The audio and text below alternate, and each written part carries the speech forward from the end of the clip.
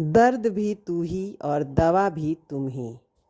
हमारे पात्र होंगे रणवीर शेखावत, कविता शेखावत, अर्जुन राठौड़, सिया राठौड़, अवनी, मेघा, आदित्य, नील और सुमित्रा।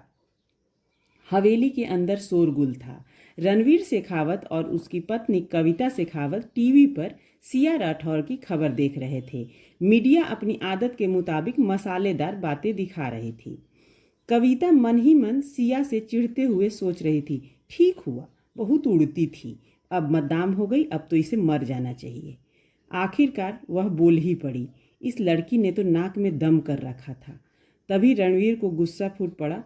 उसने कविता को जोरदार तमाचा मारा। शर्म नहीं आती तुम्हें? खुद औरत होकर ऐसी बात करती हो? कविता अवाक रह गई। रणवीर का गुस्सा जैसे हवेली को चीर गया हो। रणवीर बोला, काश सिया की जगह अर्जुन मरता, वो मेरा सबसे बड़ा दुश्मन है। उसे अपनी बहन से कोई मतलब नहीं था और वह अब भी नहीं था। दरअसल अर्जुन को शक था कि रणवीर ने ही उसके माता पिता का खून किया था। रणवीर एक पावरफुल माफिया टाइप इंसान था। उसके खिलाफ कोई कुछ नहीं कर सकता था। पुलिस तक उसे छू नहीं पाई।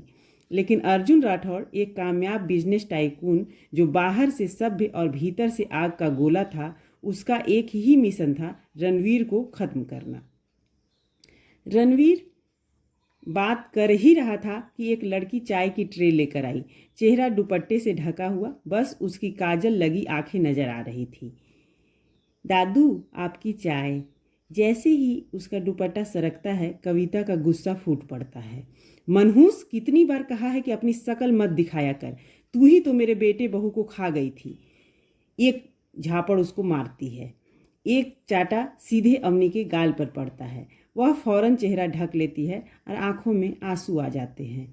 कविता आगे कहती है, चल हट सामने से, तू तो पैदा होते ही अपशगुन थी। इतना कहकर वह उसे धक्का दे देती है। छत से मेघा, उसकी चाची की बेटी, हंस रही थी। अवनी चुपचाप खड़ी थी। रणवीर बस चुपचाप उसके सिर पर हाथ रखकर अंदर चला गया। सुमित्रा रसोई में खड़ी सुमित्रा, जो खाना बनाती थी और अवनी की माँ की समान थी, खुद से बुदबुदाई, हे भगवान, इस मासूम पर तरस खाओ, कोई तो फरिश्ता भेजो जो इसे इस नर्क से निकाल दे। अवनी अपने स्टोर रूम जैसे कमरे में भाग गई।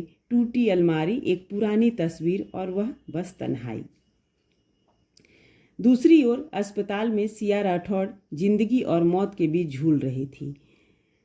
अर्जुन ने सवाल एक डॉक्टर से किया, क्या हुआ मेरी गुड़िया को? गुड़िया जबरदस्ती की कोशिश हुई, जब नाकाम रहे तो जान से मारने का प्रयास। गुस्से में अर्जुन ने डॉक्टर को दबोच लिया।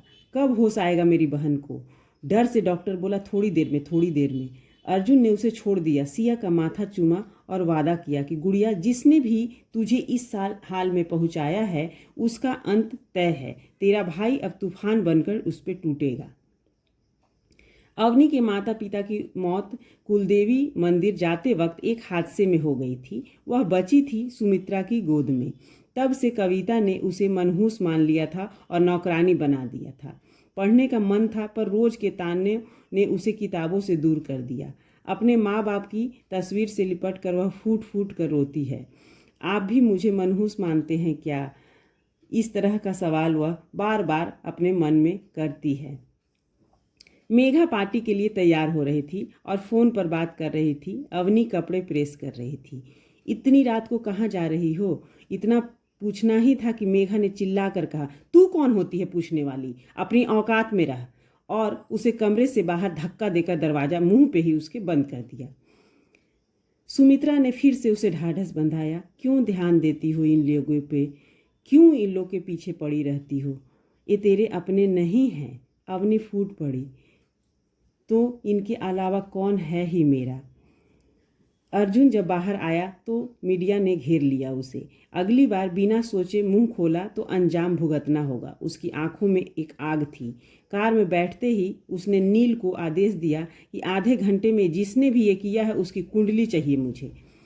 नील बोला, सर, खबरी लग चुके हैं, पर हमें वहाँ चलना चाहिए जहाँ ये सब हुआ था।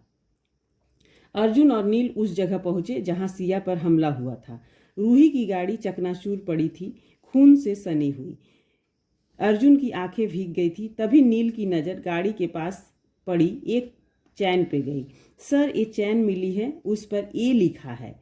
अर्जुन ने चैन हाथ में ली और खून से सनी हुई थी वह चैन। तभी एक और आदमी झाड़ियों से कार्ड निकाल लाया। वह कार्ड रणवीर शेखावत के नाम का था। अर्जुन की आंखों में आग थी। उसने दहाड़ते हुए कहा, रणवीर शेखावत। कहानी यही खत्म नहीं होती है, यह तो शुरुआत है। क्या अवनी की किस्मत बदलने वाली है? क्या अर्जुन का कहर रणवीर के साम्राज्य को तबाह कर देगा? और क्या सिया को इंसाफ मिलेगा?